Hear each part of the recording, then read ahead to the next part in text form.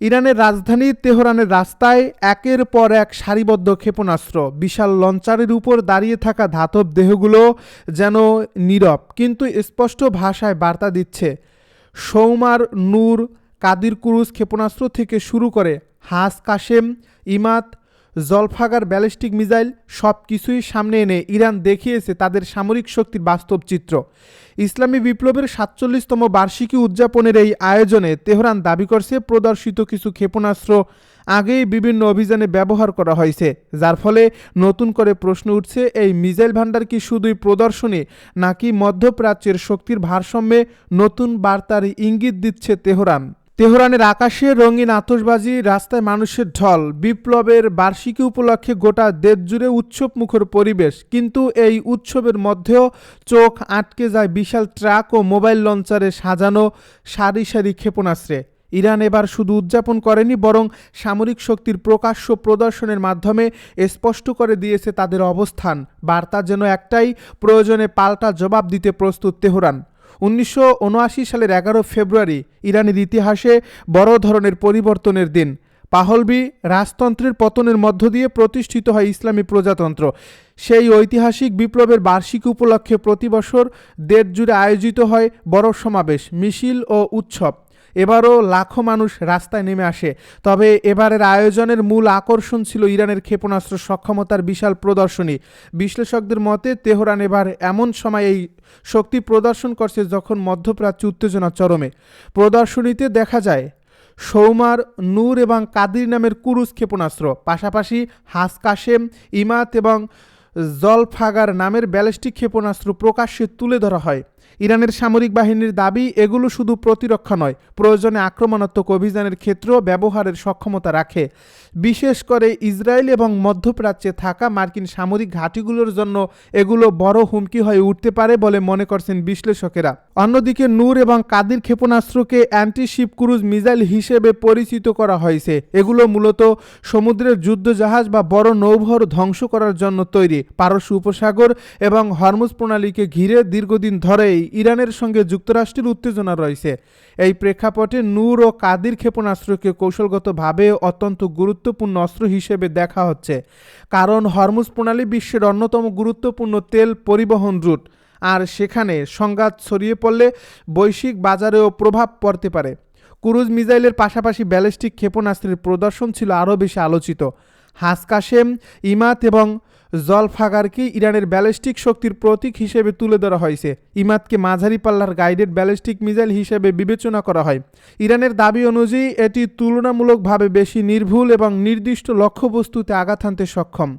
জলফাগার ক্ষেপণাস্ত্রের পাল্লা প্রায় ৭০০ কিলোমিটার পর্যন্ত বলে বিভিন্ন সূত্রে উল্লেখ করা হয়। এটি স্বল্প থেকে মাঝারি পাল্লার ব্যালিস্টিক ক্ষেপণাস্ত্র হলেও এর আঘাত করার সক্ষমতা বেশ কার্যকর বলে মনে করা হয়। আর্কটিক অঞ্চলের বরফের নিচে কি সত্যিই জমে উঠছে নতুন যুদ্ধের উত্তাপ? গ্রিনল্যান্ডকে ঘিরে বিশ্ব রাজনীতিতে যে নতুন উত্তেজনা তৈরি হয়েছে তা এখন শুধু কূটনৈতিক আলোচনার মধ্যে সীমাবদ্ধ নেই, বরং সামরিক শক্তি প্রদর্শন, কৌশলগত অবস্থান দখল এবং আর্কটিকের সম্পদ নিয়ন্ত্রণকে কেন্দ্র করে ধীরে ধীরে তৈরি হচ্ছে নতুন এক ভূ-রাজনৈতিক সংঘাতের সম্ভাবনা। এমন প্রেক্ষাপটে রাশিয়া দিয়েছে কড়া বার্তা। রুশ পররাষ্ট্রমন্ত্রী সের্গেই ল্যাভরভ স্পষ্ট ভাষায় জানিয়েছেন, পশ্চিমা দেশগুলো যদি গ্রিনল্যান্ডে সামরিক উপস্থিতি বাড়ায় তাহলে মস্কো পাল্টা সামরিক প্রযুক্তিগত ব্যবস্থা নিতে বাধ্য হবে। রাশিয়ার আইন প্রণেতাদের উদ্দেশ্যে দেওয়া এক বক্তব্যে ল্যাভরভ বলেন, গ্রিনল্যান্ড যদি সামরিকীকরণ করা হয় এবং রাশিয়ার বিরুদ্ধে লক্ষ্যভিত্তিক সক্ষমতা গড়ে তোলা হয় তাহলে রাশিয়ার নীরব থাকবে না, প্রয়োজনে শক্ত হাতে জবাব দেবে মস্কো। তাঁর এই বক্তব্যকে অনেকেই দেখছেন ভবিষ্যৎ আর্কটিক সংঘাতের ইঙ্গিত হিসেবে, কারণ গ্রিনল্যান্ডকে ঘিরে যে উত্তেজনা তৈরি হয়েছে তা এখন দ্রুত আন্তর্জাতিক নিরাপত্তা ইস্যুতে রূপ নিচ্ছে। প্রশ্ন হচ্ছে, হঠাৎ গ্রিনল্যান্ড নিয়ে কেন এত উত্তেজনা? মূলত সাম্প্রতিক সময়ে ইউরোপের কয়েকটি দেশ ছোট ছোট সেনাদল পাঠিয়েছে গ্রিনল্যান্ডে।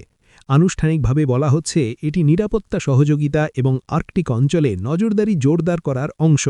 তবে রাশিয়ার দৃষ্টিতে বিষয়টি ভিন্ন। মস্কোর চোখে এটি আর্কটিকে পশ্চিমাদের কৌশলগত অগ্রযাত্রা, যা ভবিষ্যতে সরাসরি সামরিক ঘাঁটি স্থাপনের দিকে যেতে পারে।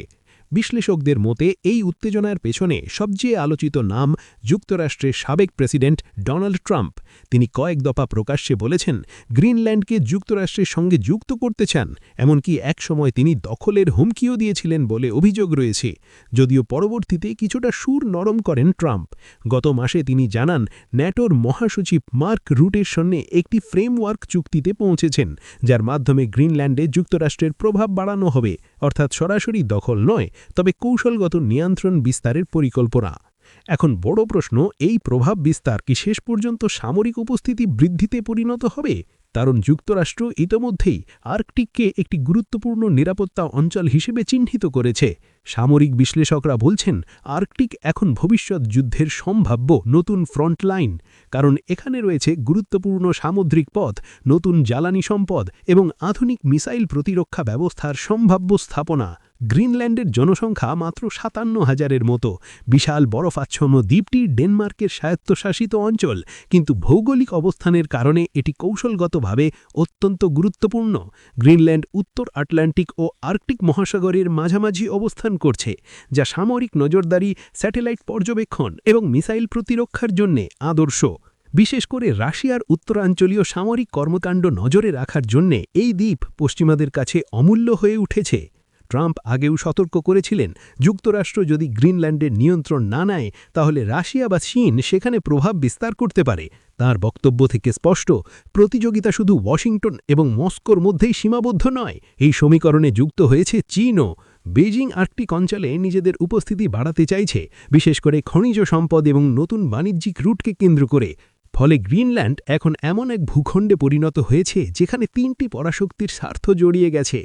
ল্যাভরভ অবশ্য বলেছেন গ্রিনল্যান্ড ইস্যু যুক্তরাষ্ট্র, ডেনমার্ক এবং গ্রিনল্যান্ডের নিজেদের মধ্যে মীমাংসা করা উচিত, তবে একই সঙ্গে তিনি ডেনমার্কের বিরুদ্ধে কড়া অভিযোগও তোলেন।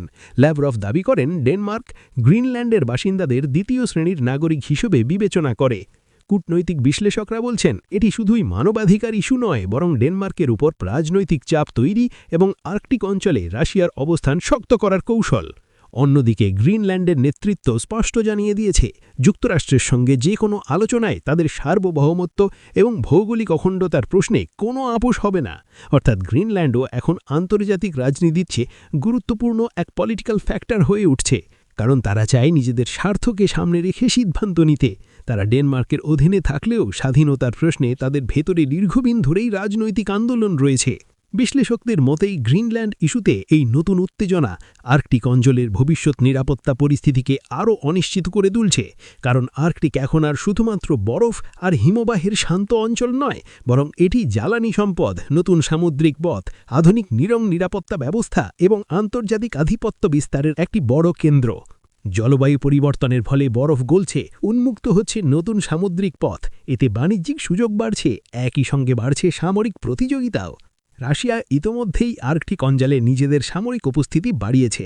তারা সেখানে নতুন ঘাঁটি তৈরি করেছে, নৌবহর শক্তিশালী করেছে এবং আধুনিক প্রযুক্তি মোতায়েন করেছে। এর জবাবে পশ্চিমা দেশগুলো তাদের